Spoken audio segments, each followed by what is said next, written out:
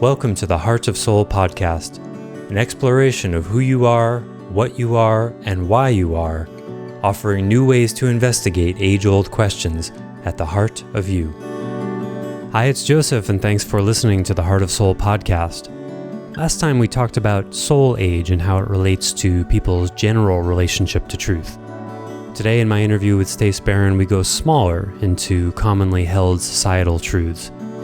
Topics include why we cannot change our outsides without changing our insides, the false notions of altruism, unconditional love, and self-sacrifice, and the importance of examining unconscious motives at the root of all human behavior.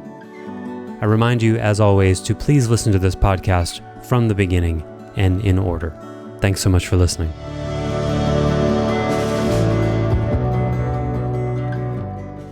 Well, welcome forward. That's the tagline for the Heart of Soul podcast. We're always welcoming you forward wherever you are. And I'm here with, of course, as always, Stace Barron. And we're going to follow up the conversation from last time where we talked about, if I can muster it in my mind, we talked about truth relative to soul age in the domain of, well, we talked about some truths relative to sainthood. And we're going to expand upon that and talk about that in personhood and sagehood today. Okay, sounds good. Yeah. Well, we talked early on in the podcast series here, if I remember correctly, how one of the reasons that humankind in general is in confusion is that it doesn't realize how soul age, that is, number of incarnations we've had roughly in the last 140,000 years, affects how we view and process experience. Just like as we made many references to, kids have a whole other lens through which they experience their reality than a grown-up does. And that's just a fractal of how, in the bigger picture, our number of incarnations on Earth condition us up to a certain point where after we go around the block several hundred times here, we start to have more and more room around our conditioned truths. And that changes the way we relate to them. And changing the way we relate to them changes how mightily we grip our truths. Yeah. And that is a function then of giving more curiosity and less statement position addictions about our truths. And so the world right now is rife, literally rending itself in many different directions at once, ripping itself up because people are addicted to their position, their truth positions. Mm-hmm. Our culture wars are the best indication of that. They're the new religious wars. Oh, that's brilliant. Oh, man.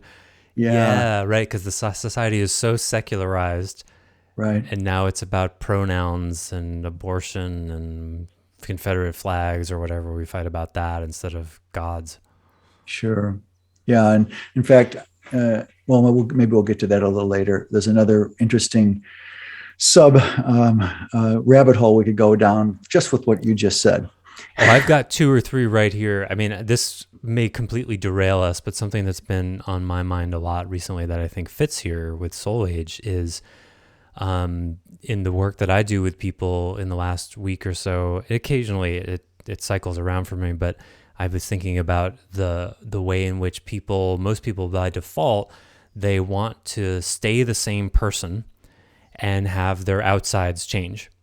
Yes. And so they come to me, whether it's in a therapy type capacity or a business coach or whatever. And that's the implicit question people ask is, how do I stay the same person and have different results? And then I find myself in the position in rare cases, and of course, as I learned from you, one of the best questions you can start with then is like, well, what don't you like about yourself? To try to find a door in to the inside changing as related to the outside. But sometimes the person is just so, I don't even know what the word is, inexperienced as a soul. Right. Such that they literally can't even mentally conceive of the idea of maybe the dead ending and the suffering that they're dealing with is a sign that they themselves need to change. even if you keep painting that picture again and again, and that to me is one of the signals of a younger soul, a less experienced soul. Wow, exactly. I would agree completely. Mm-hmm. And let's take one step more meta and look at what you just said and the importance of it.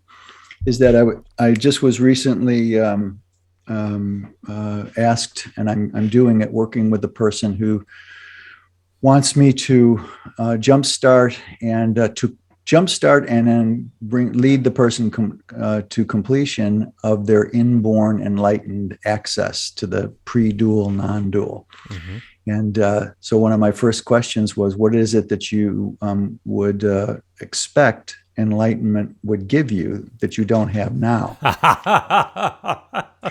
And so that sounds like a trick question. Well, good pickup.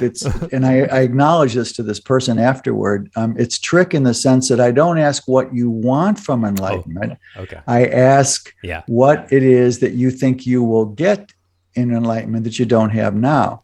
Of course, Basho, like 2,000 years ago, probably would have said absolutely nothing or something like that. That sounds like a koan. Sure. Of course. It's koanic flavored, I would say. And so after this person showed me, a person wrote down all the things that, well, this is what I expect I will get with it. And all of them implicitly had the personal I, which is to be somehow subsumed. I'll just say it that way, in the most gentle way, subsumed entirely in traditional enlightenment. That the personal I disappears or is subsumed, like I say, but that all the things that this person wanted out of it implied that the personal I would still be there, because the personal I wants all these things from enlightenment. Yeah, right. You see? And that's what you basically, that elicits what was impedimentary to the breakthrough. Correct. Correct. Brilliant. And this of course, spun her gyros. She went into gimbal lock in terms of her mental body, which is exactly what it was supposed to do. So the whole pivot that soul age informs in this domain that we're talking about just right now is that it's what we want. We want to have change, but without changing the nature of the personal I in some way. That's a good way of saying it. Yeah. You see? And so you can only change your outside by changing the nature of your personal I's operative link to how you process reality. Yeah, because it's the one with the intentions and the actions and the outcomes. So you want to change the outcomes without changing the intentions, the unconscious motivations. I think we've talked about that plenty. Yes. I mean, it defies logic. Well, so you're the one doing your life. The results you have today are a result of who you've been. Yes. So how you can't divorce the two. Yeah, this you don't need a shit ton worth of IQs rolling around between your ears to get this. And yet, that's what fascinates me so much. Even after you say it to someone multiple times, they keep going back to this implicit, well, I got it. This is me. This is who I am. What do you mean? And I want things to be different. Exactly. The divorce between who, what, and why we are and the life we manifest is impossible. It's utterly impossible. So you've got to change the agent who has created your life. You can't just change what you'd like to have happen and retain the you that created it in the first It's like going to a Chinese restaurant and ordering Italian food. It's like you went to the Chinese restaurant and now you want it different. Like you made the choice to go to the Chinese restaurant. There's no Italian food here. Well, I want Italian. I don't want to have to go somewhere else. Sorry, buddy. You got to go somewhere else. Great metaphor. Exactly to the point, right? So let's recap what we mean by soul age for those catching up still with the program. Well, I want to say one more thing about this, though, that I think is implied, but we didn't say it explicitly, that goes along with soul age, that the less experienced soul wants change to happen on their terms because they don't have a direct experience of the divine, even a little. So it's that's one of the things that I see in people. They have an implicit belief that they are the sole author of their life. So if and that's I guess it's more atheistic, agnostic, but even if they have a belief-based thing in Yes, a religion, they sure. still don't see that as a co-creation with the divine in any kind of active, felt way. It's not a direct experience. It'd be just an abstract idea. So the only way to really give up that I to change, there has to be some intelligence other than you. And that requires a direct encountering with the divine, because otherwise, what are you giving the local I up to?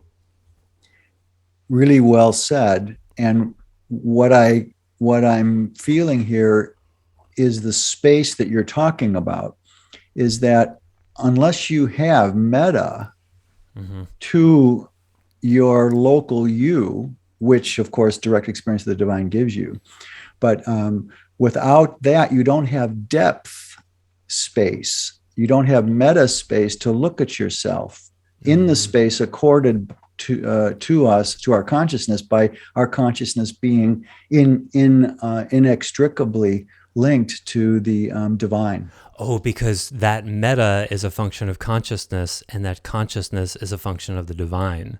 Exactly right. Oh man, I never made that connection. So that absence of meta is actually a downstream expression of a disconnection from the divine.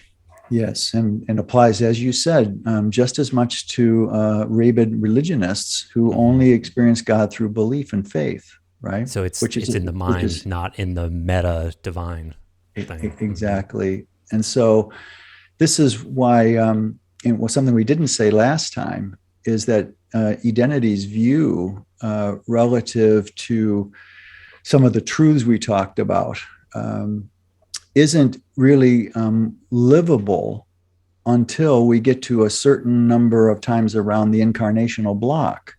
And that's why it's so hard to bring identity out into the world, because if our range, our span, Joseph, is first lifetime here, which some souls are doing as we speak, and up to about 450 lifetimes here around the block incarnationally. In that range, the Earth average is about 200 or a little less of lifetimes. So it's we would say in a tween phase, not even a teen, it's tween to teen. Young teen. Young teen, stage. That's why there's still religionism still is rabidly ensconced in our world cultures.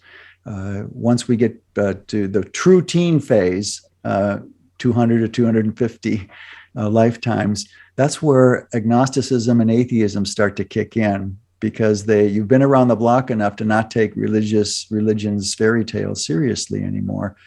There's no alternative really, unless you want to go to deism, like the founding fathers of the United States. God doesn't get involved in our world.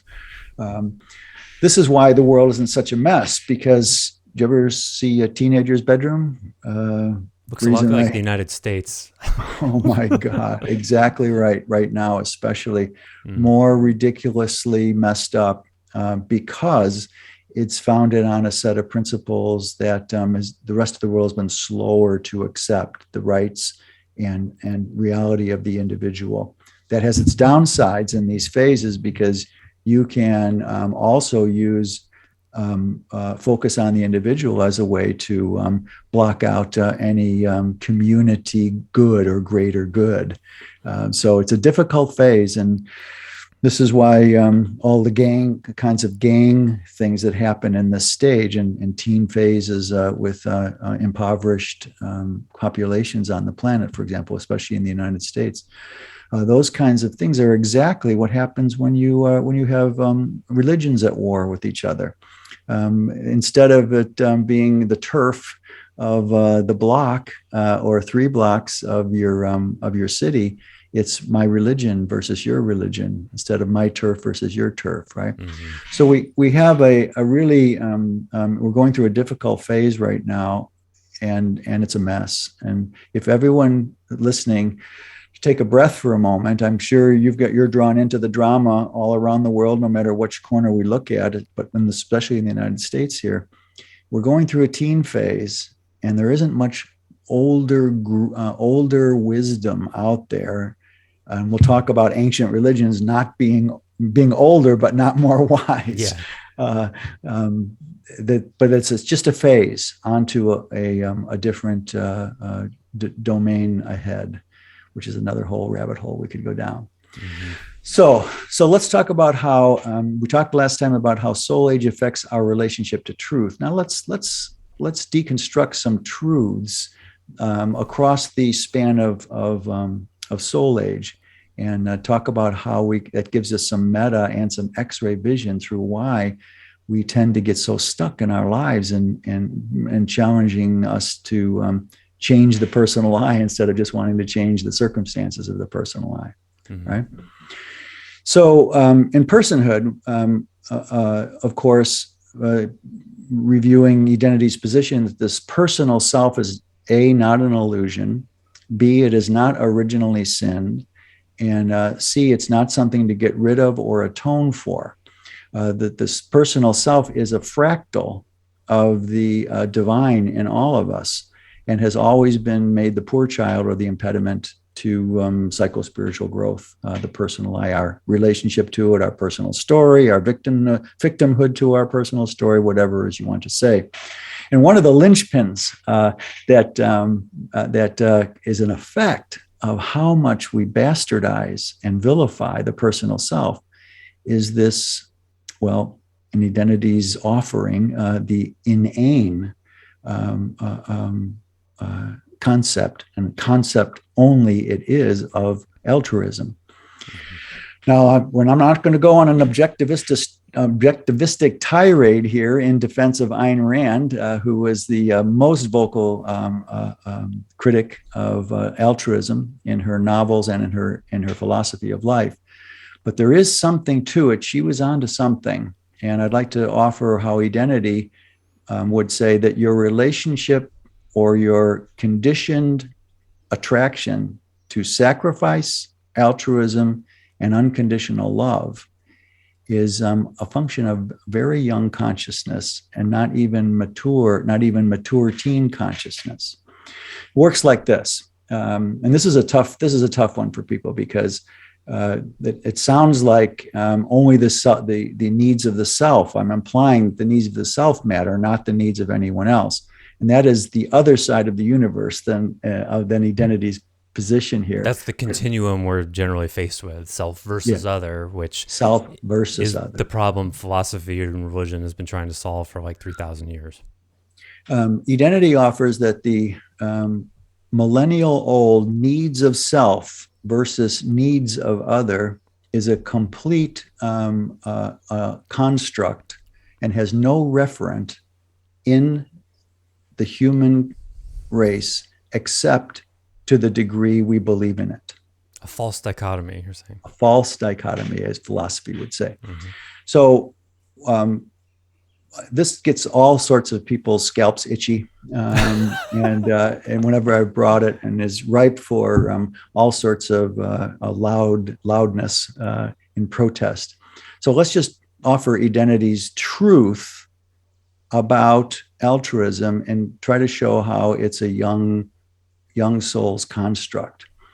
And the way to do that most effectively is to ask anyone in an audience, I've done for 30 years, someone give me an example of sacrifice where altruism, the need of the self, is greater than the need, or the need of the other is greater than the need of the self. And to linked in religion, of course, that's the algorithm of atonement to offset your original sin is to give to others. One of the linchpins of that, right? To serve other people's needs more than your own. The way you frame that is even kinder in a way, because but that's saying the making the other person's more than your needs, because the way most people will hold it is there's such a thing as a completely selfless act where the person you have no need and it's all about the other person's needs. That's usually the way I start with it. Well, okay, so let's start there since you're it's on your show here. Let's start with there. Yeah. Selflessness has no referent in the human condition, identity offers. And it can be self-validated just by asking someone give me an example of a selfless action. Well, I give up every cent I have and live under a bridge, homeless, and I give it all to charity. is one of the answers that I get. Okay, so who is it that is served by giving all the money to charity? So, and you wind up being homeless. All those other people, they're the ones being served, and I'm not caring about my own needs.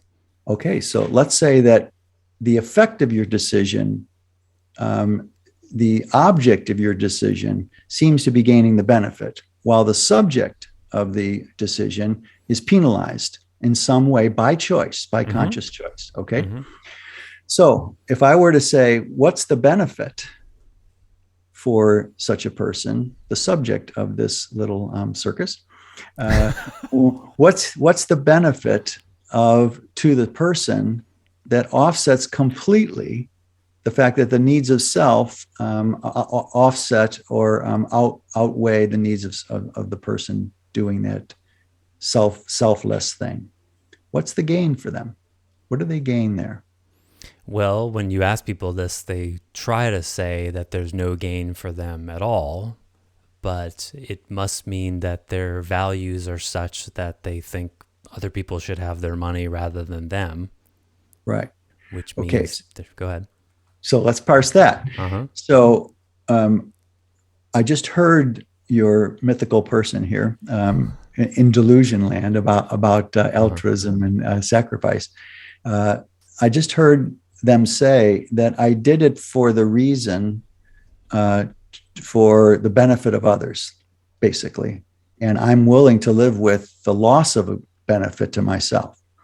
Okay, that's what I heard. Does that make sense? Yeah. So I would simply say to this mythical person, mythical not only in their belief system, but mythical in their value system, which is different, a little different than belief system. And that is that if there's any benefit to you whatsoever, the decision can't be called selfless. Could you agree with that? Yeah, sure.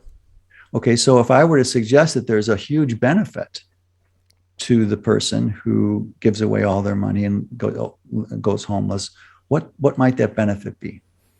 The good feeling they get from serving all those other people.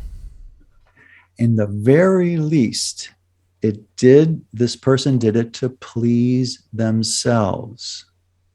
Yeah. In that moment, and again, in that moment, altruism is utterly abnegated. I did it to make myself feel good. That's not what you were in touch with. You were in touch, that person was in touch with the good the other people were going to get. They will feel good. But what is lost in the altruistic transaction, so-called altruistic transaction, is that there is a benefit to the self in the very minimum that they feel good. Then you can't call it selfless. You can call it generous, noble. Yeah, this is what I say when I talk about this with people. It's like that doesn't mean there's not a thing as noble, courageous, generous, kind. Sure. It just means that when you're doing all that serving to the other people, you're getting something too. Yes. What's the problem? Yes. Why is that so difficult? Why can't there be a win-win? Why does it have to be selfless? And all that win-win is adjudicatable if we remember one of the legs of the tripod of identity, that we're responsible for the contents of our unconscious. The conscious, even at the conscious level, well, it makes me feel good to help others. That's at the conscious level.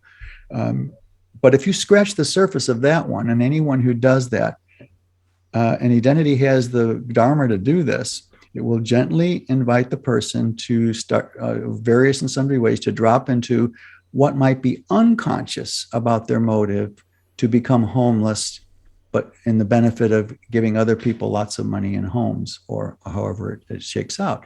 And invariably, you will find some wound of I'm not worth it, only people are worth it. Others are worth it, but I'm not worth it. That's on the psychological level. If you're a religious person and won the lottery and wanted to give it all away and live on the street, I would offer that you're giving it away is so that unconsciously God likes you and will let you into heaven. And we see a lot of this kind of stuff with like firefighters Was a lot of that around the 9/11 firefighters who went into buildings, and service people who go into war. There's this idea of like they're sacrificing themselves so that we can stay free. Yes. And no, they signed up for service, or there's no draft anymore. So even if they were drafted, they still had choices about what to do with that, as has been in Sure. the historical record.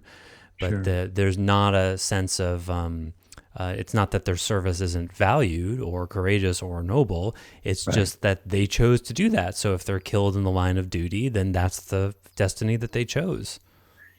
Yes. And this is something that we've not been helped by our world value systems to be responsible to our choices. Mm-hmm. And a lot of the unconscious, literally unconscious motives that cause us to attach to our certain value systems, right?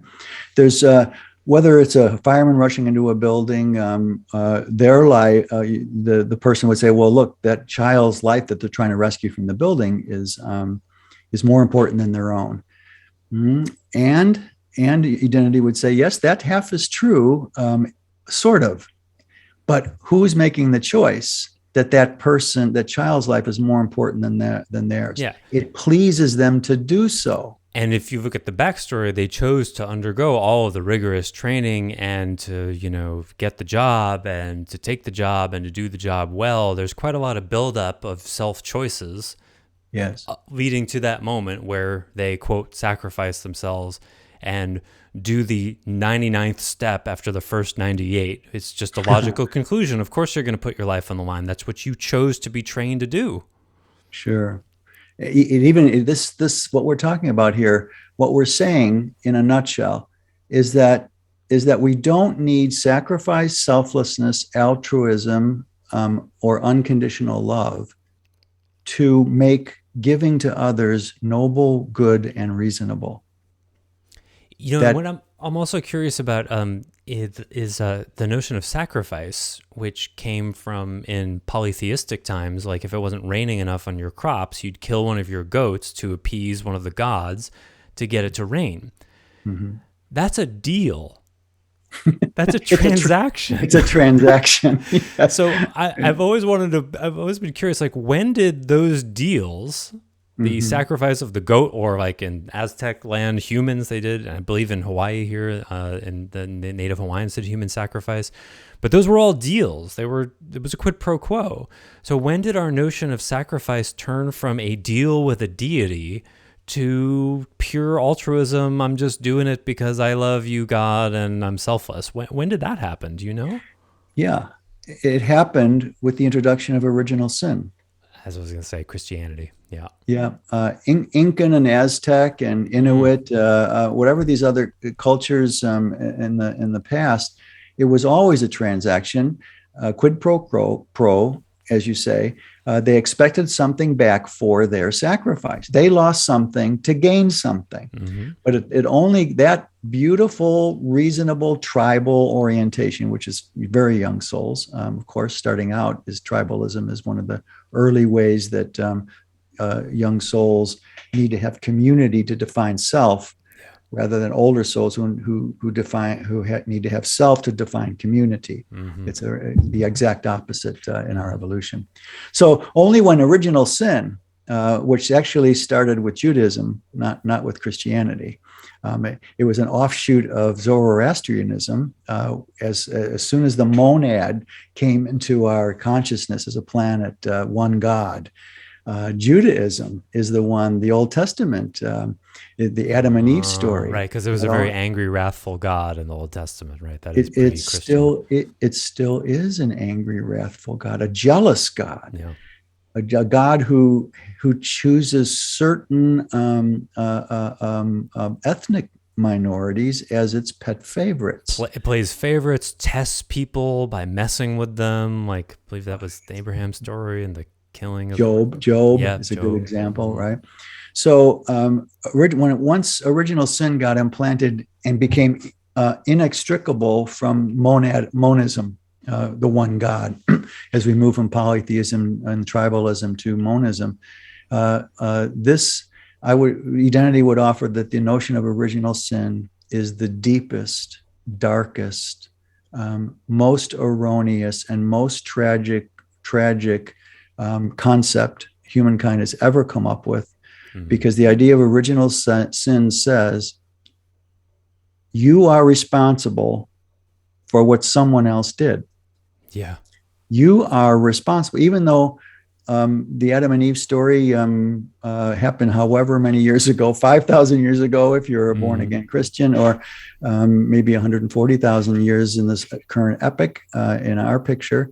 The Adam and Eve story said we disobeyed God. Said they disobeyed God. Of course, the woman was of course the cause of it. That was the institutionalization of patriarchy right there, when Eve was blamed for actually trying to get Adam to man up and eat from the tree of self-knowledge, as it were.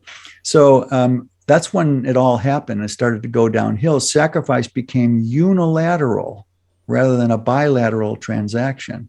And any gain that you had while you're infected in original sin must be deepening your original sin. You can't have gain if you have original sin. You have to atone for your original sin.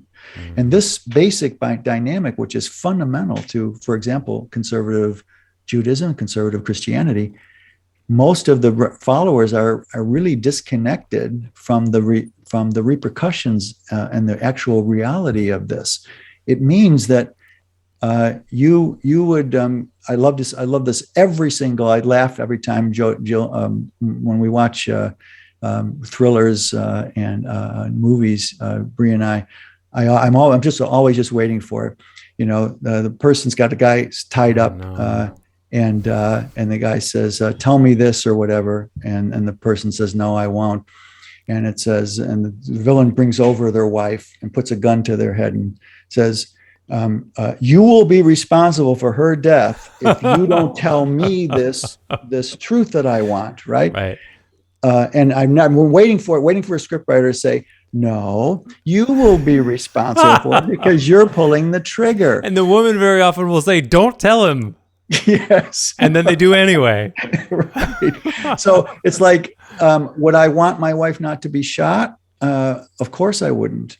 But first I'd have to school this low CQ villain, low consciousness quotient, that what they do has no relationship to me whatsoever. It's all between them and them, not between them and me. I don't cause my wife to get shot. You pull that trigger. I don't. So that particular dynamic is so deeply ensconced, even scriptwriters can't get out of it. Well, and even more broadly, the bank teller with the gun to their head and opens the vault. I had no choice. Yes. Well, no, you had two very bad choices, but you absolutely had a choice. Human beings always have a choice. It makes me crazy. It is. And let's expand at one other level. So now we're in a spy thriller, like a James Bond movie, right? And the villain wants $100 million, or else they'll explode a nuclear device, killing millions of people. And the villain will always inevitably say, those hundreds of millions that die will be on you because you didn't pay the ransom, right? Same principle here. This is so profoundly an example of how low a average CQ of the planet is, that there's no exceptions to this. I'm waiting for the movie. We may have to make a movie, a film, Joseph, with my stepson, who's in the business now, and show that example, because original sin is based on the idea that Adam and Eve. It's based on the old principle from tribalism, carried over into monism, that the children suffer the sins of their parents, of the father. This is in tribalism. This is huge because everything is so collectivistically entwined with ancestors and direct family. Family's more important. Needs of the family outweigh the needs of the individual in tribalism, collectivism. The sins of the father are laid upon the child. And so if the original parents are Adam and Eve, then we're all paying the price for their disobedience to God. But God, who loves us, gives us the solution. altruism, atone, Ah, right action, right thinking, or service, good good works. works. Yeah. Right, good works. That's what Christianity displays: good works and right dogma. Ah, Right now, since Ronnie was president here, dogma has become the imprimatur of conservative Christianity, not good works. oh, And that right. Uh huh. it's Yeah, all dogmatic. It's all right beliefs, right positions, and no negotiation, absolute truth, of course, as if any human being, much less a book, is written by humans. a really old book Yes, a really for old that book matter. that may have been inspired by the deity that they believed in, but that's a false god. The Judaism worships a false god. Christianity worships a false god. Only young souls see it as the real God. And that's phase specific. Mm-hmm. So what we want to end up with here in these examples here, that the truth of that the needs of self is a dark, selfish, narcissistic dynamic in most cultures of the world, including a lot of psychology and philosophy. Not all philosophy, but a good share of it, religious philosophy anyway. And that picture of things is a function of a young soul's lens early on in their incarnational journey. So at the same time, we can say it's phase specific. It doesn't mean it's right. Yeah. Just because you believe something doesn't make it true. And yet younger souls are absolutely convinced that if I just believe in something and get others to agree with me, and all of a sudden a billion people on the planet agree with me, it must be right. Well, there's 7.5 billion of us now, and some of us have lived more than 450 lifetimes on this planet. And we would like to offer that an Uzi, as we've said many times, in the hand of a 12-year-old is just as deadly as in a 30-year-old's hands.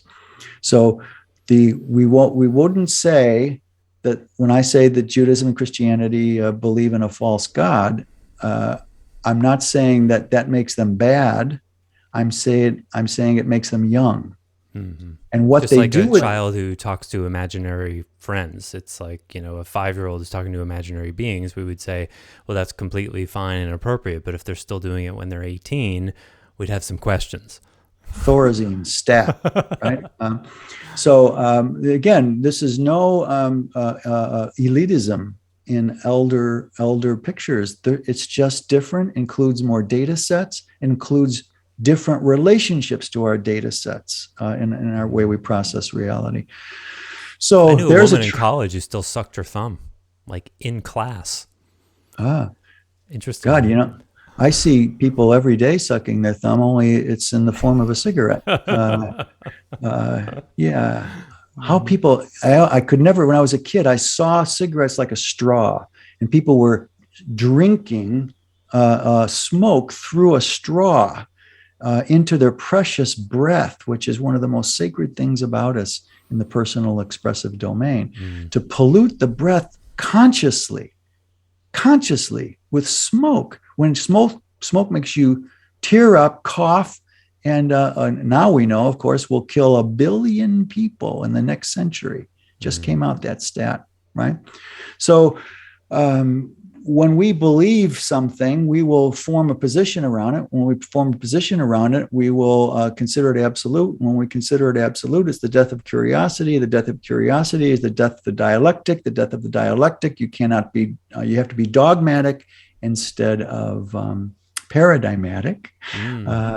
And you have to be a demagogue rather than a dialogue. That's all you can do is pedagogue instead of dialogue. Pedagogue is also, can be a verb that way. I'm pedagoguing, by the way, you see.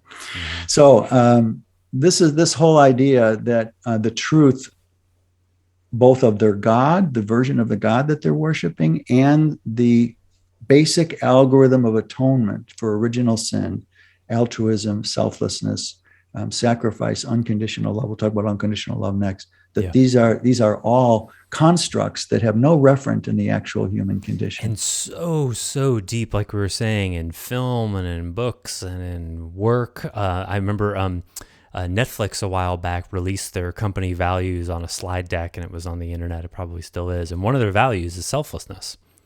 Oh God, Yeah. So you're supposed to be, and people will say this in companies, you're supposed to leave your ego at the door and come to work without that ego. Oh.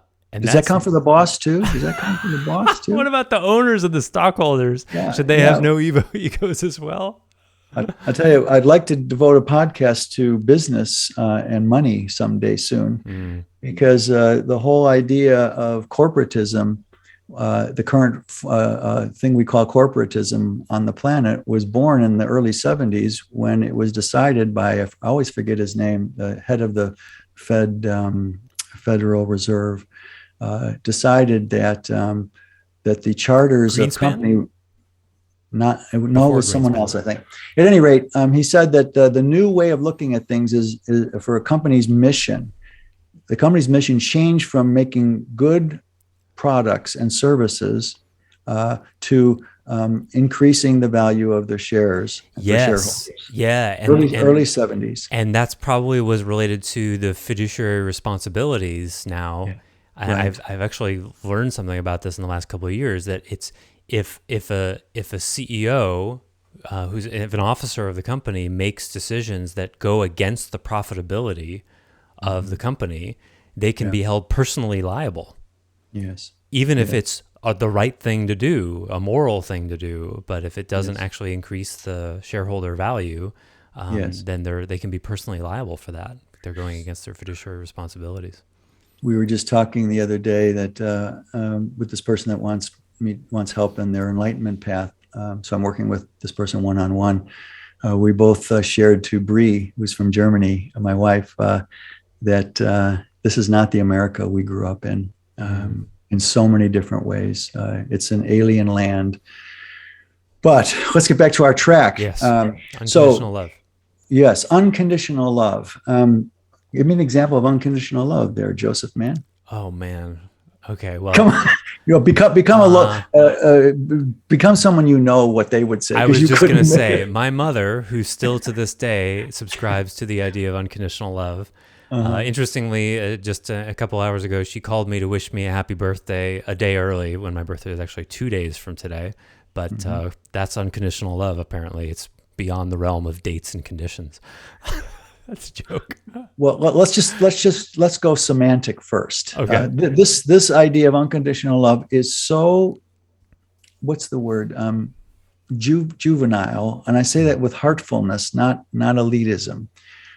Just like believing a child when they cover their eyes makes them invisible.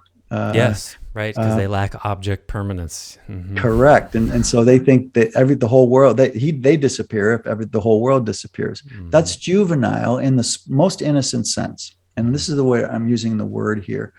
That unconditional love, just semantically, this is the world of conditioning. This is the world of conditions. Give me one example of something that's not conditioned in this world, and I might be interested in what unconditional love might mean. Well, I get this a lot. I don't have children, and people will sometimes say, Joseph, if you had children, you would understand what unconditional love is. It can't be described. You love them so strongly, so powerfully, no matter what they do, you love them. That's unconditional love.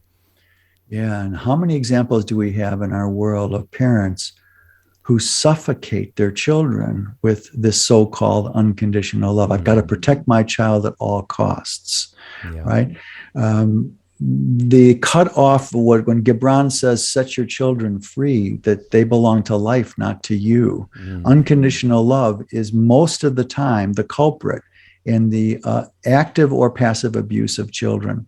So unconditional love toward a child doesn't hold a lot of weight for me, or for identity. I didn't expect you to go down that door. The door I've heard you talk about that is just as valid is that a mother or a father loves their child because it's their child, and that's a condition.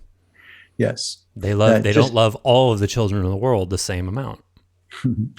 Exactly the domain I was go to next. See, you're ahead of me here, bud. See, maybe I should start interviewing you. I've heard you talk about that. Would be funny.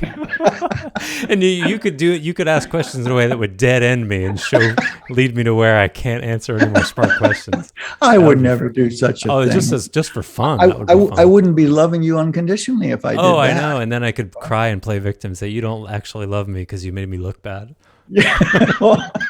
Oh, you see how many rabbit holes listeners out there this goes to, and again, this is being offered in a gentle sense of, come on, everyone, let's wake up. Not you're all stupid. That's not it. When I use the word stupid, I mean STOOPED. Stooped over. Yeah. Stooped over. You're not standing to your full height. That's what I mean when I say stupid. Let's wake up here. A parent loves their child more than others, is unconditionally because they're their child. Even that's on us. This is still semantic. Yeah. There is no such thing as unconditional. Identity steps in and says, wait, might there be something we would call meta-conditional? Okay. I'm sitting, and I just, let's say I earned $1,000 for a week's work with someone, which should be about 10,000. But I agree. Since identity isn't out there quite yet, let's say I get $1,000 for a week's work, and a person I know just is going to get evicted from their rental because let's say they're living in New York and landlords are doubling the rent in lots of cases. And I have that I just got $1,000 I didn't expect to have at the beginning of that week, and now I have it. And I want to use that that money for a certain project or something, and something I need. And I hear this person's going to be evicted if they don't have the $1,000. I would sit back and analyze and feel, and not analyze in my head, but analyze in my heart. What means more to me in this moment? The person that's going to be evicted, my friend, is going to be evicted, or the thing that I want with $1,000? I have no original sin running, agenda running. I have no unconscious need to be liked or disliked, or liked by God or disliked by God. I have none of those, and it's strictly between me and existence and me and this person. And if I give them that money, I would call that, after a feeling into it over a period of time, a meta-conditional choice, where I acknowledge my condition, don't feel it's bad, don't feel it's worse than their need, it's equal, but I choose. I take the responsibility of choice and I give them that $1,000. That's not unconditional love. It's considered. It's coming from no original sin wounding of atonement. Atonement, I don't know what that means. I have to make atonement with my past mistakes, of course, but not with God. As we'll get to shortly, I think. When you describe it, it's actually quite intimate with the conditions of the situation, not completely. It's informed. Mm-hmm. It's heart informed, right? And to me, that example of a meta-conditional transaction, because I acknowledge it's a transaction because I feel good about doing it. It's not, for the exact opposite reason, I say the same thing. I want to do this because I choose to do this in my value system.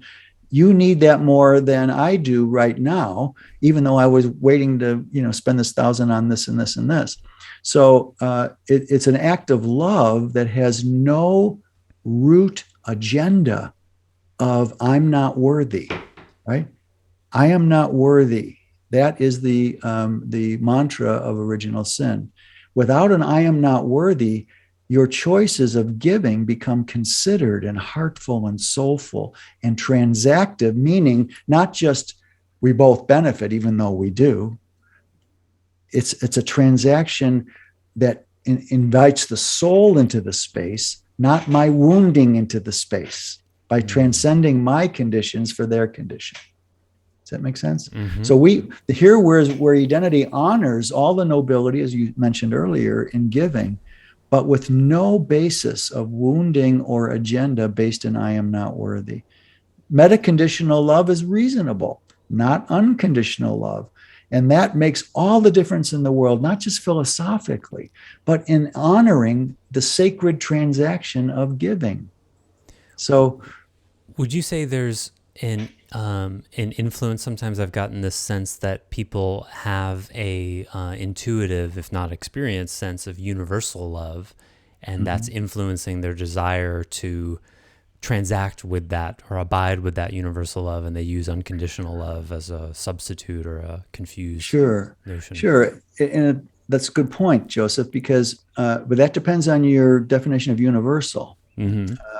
It seems obvious what the definition of universal love is. But wait, do you mean, most people would mean if I press them, they would say, well, I love everyone equally, right? That's universal love. So, okay, I would love to see an example of that in real time, of that definition of universal love. I promise you, a person may tell themselves they want to learn to love everyone equally, but they are not loving everyone equally when they espouse their version of universal love. A very simple thought problem would solve that in a moment. Someone is robbing a woman with a knife under her throat, and the need of that person who's holding the knife under the throat of the woman and wants money, the need of that person, I don't love that person as equally as I love at the moment, the love being brought out for how that feels to have a knife held to the throat of that woman. It's not equal in that moment by that person who's holding the knife in this ransom kind of moment. The choice that they made, I don't love them equally. I want to help the woman and disarm the man, and then hope that the man one day learns that was not a cool thing to do. So in that moment, if universal love is universal, then it would apply in every moment, in every situation. It would be trans-circumstantial. And I've never met anyone who, if you gave them a simple, posed a problem, a scenario like that, their universal love would go south really quickly, right? Universal love is a goal that's sort of noble, but the only way you get there is how we started this conversation, by changing the nature of the I who chooses, right? You've got to, the I itself who makes choices has to change to be able to be capable of something we might call universal love. The only universal love I know is from divinity. I don't know. I've seen people who have been enlightened, which I want to talk about next as a truth thing in terms of soul age. I've seen enlightened people who have no God. There's no self-aware God in their picture, in Zen, pure Zen anyway, and in purer forms of Advaita Vedanta. There is only this impersonal vastness after enlightenment. I've seen them mysteriously emanate bandwidths of universal love, even though they would claim there's no personal self home and there's no God. That's all a function of our ignorance of how actually consciousness works. So there's a really interesting segue to the truths of Eastern esotericism, because we link it right away here with universal love. When Ramana, who was coming from that Ramana Maharshi, when he was coming from this impersonal vastness, identityless being, you could say, which Advaita Vedanta holds, he was not conscious of doing anything like a universal love thing. He was too busy being absent in his particular worldview that he had attained. He was operating in a way that has no explanation. And so identity can offer the explanation, but the paradigms themselves of Eastern esotericism can't explain why universal love is coming out of an infinite impersonal vastness. What's the algorithm there? Tell me again. Well, it's a mystery. That's basically. How can that come out of nothingness? Yeah. Yes. Right. An indefinable, non-intentional. This infinite vastness, this impersonal vastness, has no intentions. It And has no qualities and no features. Quality, no features, right? Featureless. It's not empty. They can't say what it's full of. It's full of nothing, is what Zen would say in some No ways. thingness. Yes. No thingness, right? Not nothing. Advaita talks more about nothing, but Zen specifies and parse that's much cleaner, I think. No thing, no thingness. So there's no intention for that universal love, yet it is palpable. Ram Dass's teacher, his guru, who Ram Dass described as he lives in eternity. And that's all this love that comes out of him was you could so thick you can cut it with a steak knife. And that's what converted Ram Dass and got him along the enlightenment path. But there's no explanation for where that universality of love comes from in the paradigm of his guru. It's just not in there. There's no God source of love. There's no intentionality. That's just vastness. And your desire for an explanation, of course, that's just caught up with mental maya and distraction from the way, of course, right? Sure. That's where enlightened gurus, that's their default when they can't explain something. It's the seeker's unenlightened state that's causing the question. So let's talk about that for a moment. There's a beautiful soul that wrote a beautiful book called Collision with the Infinite. The story of Suzanne Segal. Not many people know about her, but she spoke to this really directly in very clean language, much like Adi Da had some very clear, clean, simple ways of saying things, which I'm always struggle with myself. I've got a little more to say than just nothingness, no thingness as the essence of everything. So I've got a little more to say than that. So I'm a little more complex. At any point, she speaks directly to the fact that she has no internal sense of an I, and that all there is behind all the facades of everything, standard Eastern talk, is this impersonal vastness that aerates and ventilates an empty space of an absence of personal self is the space through which this immense impersonal vastness transacts through this particular body mind, as it were. You have to have an absence of personal self for this vastness to move through you and transact through the world of conditions.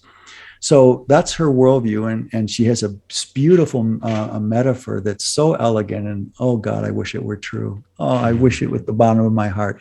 She rails against psychologism that says that you need to work on the personal I to improve it, when in the end it doesn't exist anyway. She makes a real point about this, and that psychologism holds us back because, and she has this great metaphor, is the ocean not the ocean, even if it's got seaweed floating in it? Oh man. Is that superb? In other words, she sees psychologism as, let's clear the ocean of seaweed, so that we all can share in the boundless, clear, unpolluted by an I ocean of impersonal vastness. I had a visceral negative reaction to that metaphor, probably because I tried that. And to me, it's like that would work if you didn't have to negativize, disclude, and not attend to the seaweed. But that's what ends up having to happen. Where did you learn the priority of that, Joseph? God, I don't know. I say I would love to believe that. It would make my job a whole lot easier. After my own event, I experienced exactly that. Just a little different in frame with Zen, that I wasn't in Advaita Vedanta. Neither was she, by the way, but that's she's articulating the Advaita Vedanta bandwidth a little more than I did.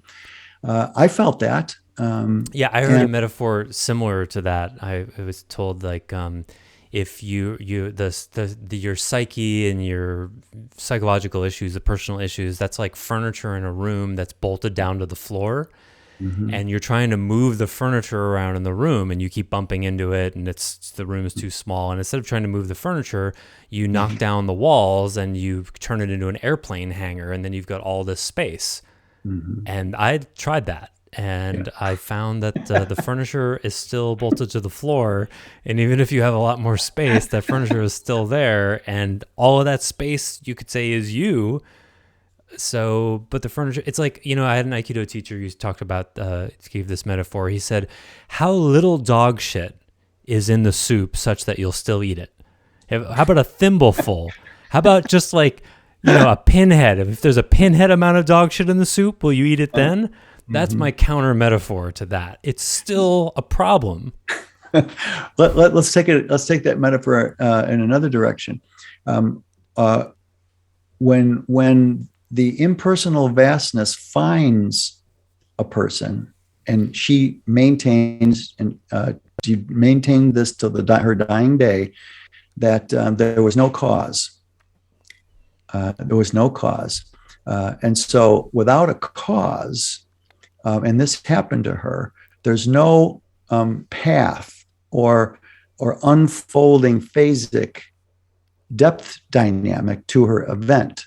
It's just, she was getting on a bus, literally reached up to get on the bus, and it hit her.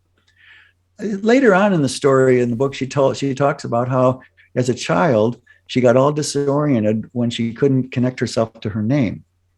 And when she ever wait, am I my name? I used to, when I was a kid too, very similar.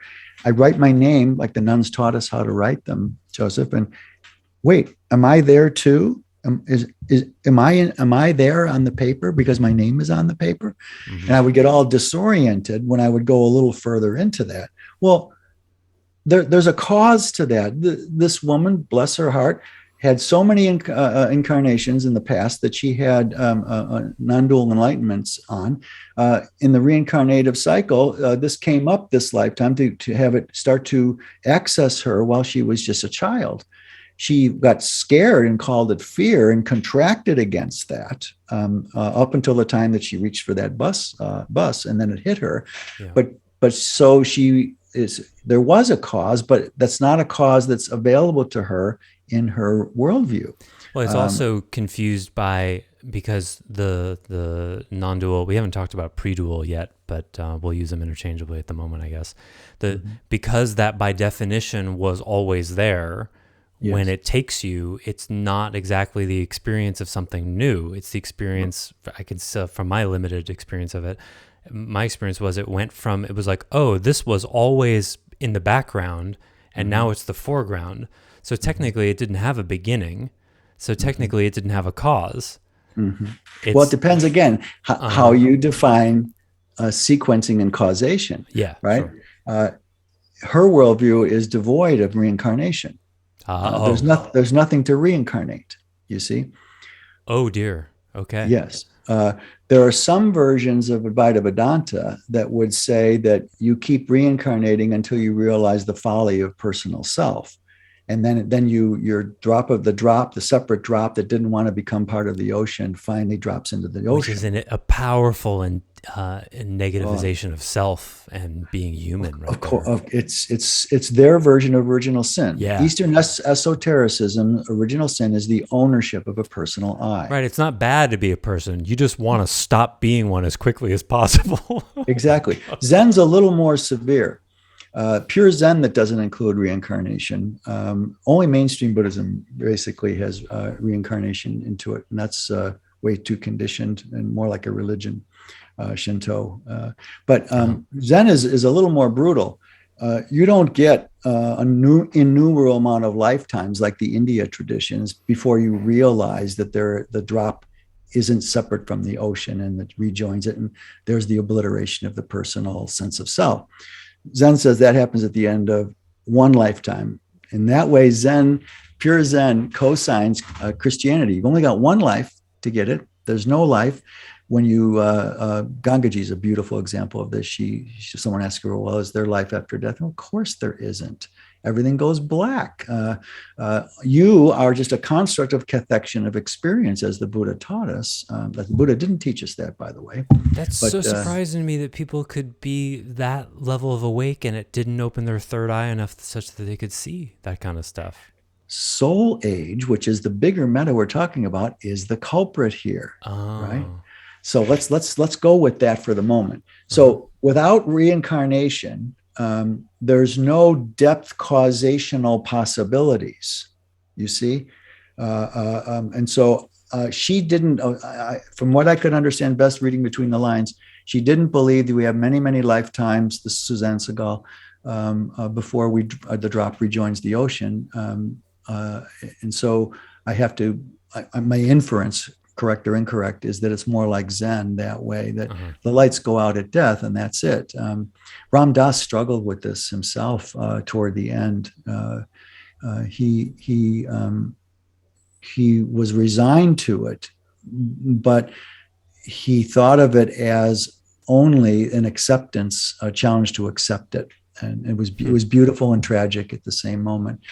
So whether or not, I don't know exactly, I don't claim to know that if he believed in an afterlife or not, but he certainly didn't speak of it in any sort of structural terms, like identity has a whole structure to the in-between incarnational life, what happens. So in that one sense, I have no credibility. Identity would have no credibility with advanced Eastern esotericism. But let's put it in terms of our topic today, Joseph.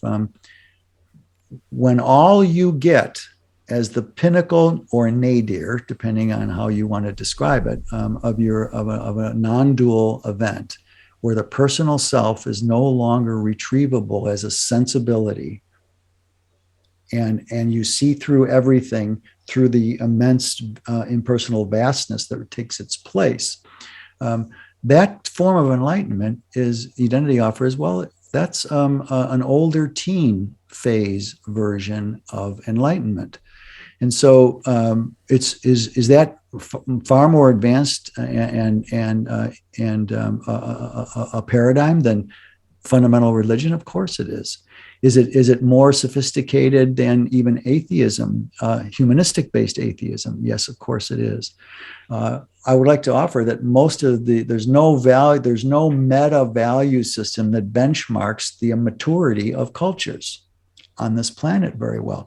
The boast comes out of Wilber's integral picture, but that's a different schemata of development. It's about how ego forms and is transcended. It doesn't address so much the cultural, the CQ of any culture. So identity offers a CQ array of benchmarks how to evaluate the sobriety, the spiritual and emotional sobriety of cultures, including the cultures of religions and Eastern esotericism.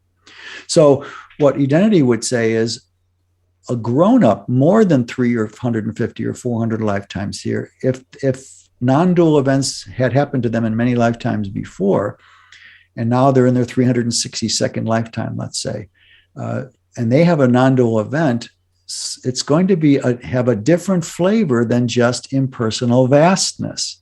There's going to be some questions that pop up. Wait a minute, where does all the seemingly unconditional love come out of depersonalized people? Where does that come from?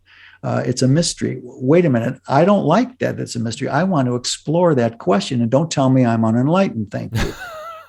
So what you happen seems is like a really obvious thing to be explored. It's kind of a big deal. It would seem, right? But what happens is and this is where my heart gets so ached all these years since my own event, is that many times an older soul will enlighten in a teenage paradigm like non-dual Buddhism or non-dual Advaita Vedanta, and get really confused and have to subsume their own doubts about it and suffer greatly when their experience of a non-dual, bona fide non-dual event differs from what the tradition says it should be. And these are the souls that identity, there's all sorts of psycho-spiritual paradigms out there, waking down and diamond approach, I think they call it now. Yeah, diamond. Let's see. The hardest mineral known to man, the most non-porous. Great metaphor for a live heart of soul, isn't it? I just shake my head. It doesn't mean they don't have good things to offer a certain phase consciousness, but Well, anyway, there's a lot of service out there, a lot of paradigms for for teen souls and young adult souls. But identity is trying to serve a very small population, and maybe save some lifetimes for people in a little younger phases of life, of incarnation. It's trying to serve an elder soul need for psychospiritual growth and vitality, and that's all based in emotion, not in mind. So, in point of fact, let's pull this to a conclusion that way. An older soul has the ability to have a pre-dual / non-dual event and see, and here's what something that happened to me after the event matured and divine beings slam back into perspective after my event a few months afterward. I clearly saw that there was this horrible, tragic, astonishing reductionism that Eastern esotericism has done in the name of truth, their truth.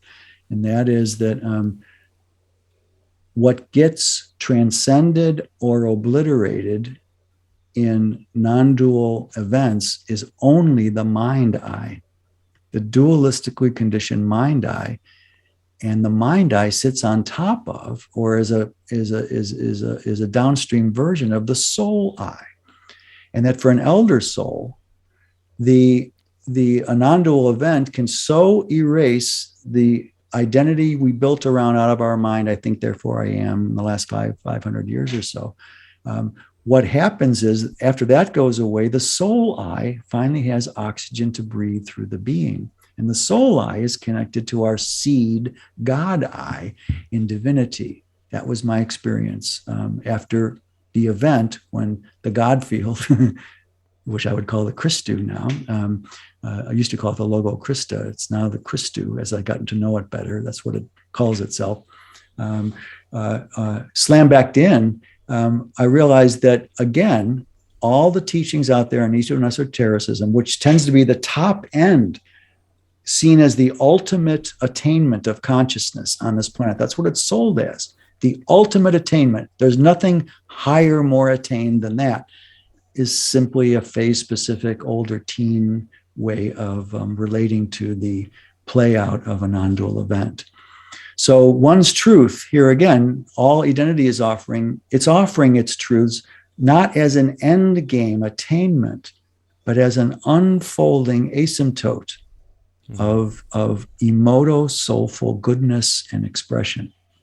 So it doesn't hold itself absolute, any of its truths, as we've said so many times. It simply offers for self-validation. And by and large, I wish this weren't true, but in my experience so far, only elder souls can get this self-verified, can have these truths self-verified. Cultures and teachings that are functions of very young souls, like religions are, atheism, more mid-teen, tween, esoteric Eastern is older teen and young adult. And that's where the buck stops for most of the top end. To what degree can a younger soul speed up the process of their own evolution? I've been asked that in innumerable forms over the years. Yours is right and incisive to that. The best I could answer today, which might have a different answer tomorrow, but based in the same paradigm without obviating the paradigm, is that the one thing they could learn is that the first thing to learn, depending on the age, is there's no such thing as original sin. And any religion that holds that down line unavoidably worships a false god. Okay. For a little middle-aged soul, not middle-aged, younger teen to older teen, I would offer that don't throw the baby out with the bathwater. Be curious how there might be a divinity, not the God that you rightly rejected, but there might be something other that you might learn to connect to, but don't believe it. Don't believe it. Identity can maybe show you some ways to have that self-verified. And to those who are enlightened and embody the final solution, as it were, which enlightenment is, for most teachers, for Eckhart Tolle, it certainly is. For Gangaji, it certainly is. For the Suzanne Segal, it certainly was. But a beautiful exception is Adyashanti, who suffers terribly in some ways in my read of him, because he can't go, he's not stringently absolute like a lot of these teachers are. He's a little older. He's a young, he's older, young adult. And he's tortured someplace in him, which is why he's exhausted. He can't fit in a greater soul source for his ache that causes him to deal with it every day on the unconscious, and makes him exhausted. He can't fit himself fully into the non-dual perspective. And so I admire and respect the man greatly, even though I don't think I could help him. So it depends. Your question is so vital and so real, and Identity is looking for ways. Bree has found ways to help younger souls that I could never imagine. But it turned out that they looked like they were younger souls, but they weren't. Yeah. You see? Yeah. So it's a tough call here. Would someone who believes in original sin be able to cast off their false god easily? I wouldn't want to. Wait, that's right for their phase specific orientation. But just, I mean, yeah, like you'd say, can a 8-year-old can a 4-year-old tell the difference between the short, fat glass of water and the tall, thin one? Like, it seems to be at a certain phase between, I don't know, whatever it is. I think it's between by like 8 or 9 years old, they figure that out. So like if you gave them careful instruction, could they get it at age 7 instead of having to wait to 8.5? Yeah. Maybe. It's sort of like, but like, would it be too strong an intervention and violent in a way to try to change that? And this is why I would never try to change the mind of anyone who thought that they had absolute truth. So the meta answer to your question is, there's no way to help anyone without meta curiosity about their belief system. If they don't have meta curiosity about their belief system, there's a chance a bit of Identity's guidance could save them a dozen lives here or a dozen lives there. That's all it can do, is really, for younger souls, is save them time so they're more effectively directed in their picture of things. If there's no reincarnation, if it's a born-again Christian, there's no such thing as reincarnation, and it's heaven, hell, or purgatory if you're, in between somewhere. Well, I'm not sure. You'd have to have doubt about that before Identity could help you. So this is why I learned many years ago, Joseph, that Identity wasn't going to change the world. And so as it is, but it's trying to plant seeds for a future world, as you so beautifully put so many times in different metaphors. So again, we're not trying to sell Identity with these podcasts. We're trying to offer that there's a meta architecture to consciousness that's not in religionism, obviously not in atheism or strict humanism, and certainly not in advanced Eastern esotericism. There's a depth structure to consciousness that the world has not yet discovered, and Identity hopes to maybe make that happen 1,000 years sooner than it would have had otherwise for most people. Well, that seems like a good place to close. Amen.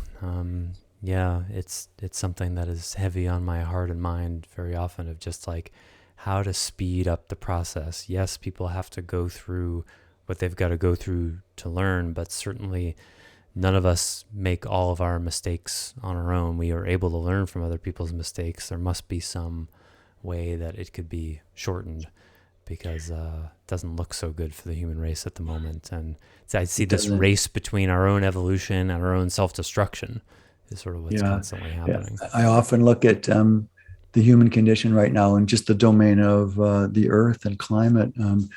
Think of a big aquarium tank, and there's 1,000 people in it, and they're all shitting and urinating into it.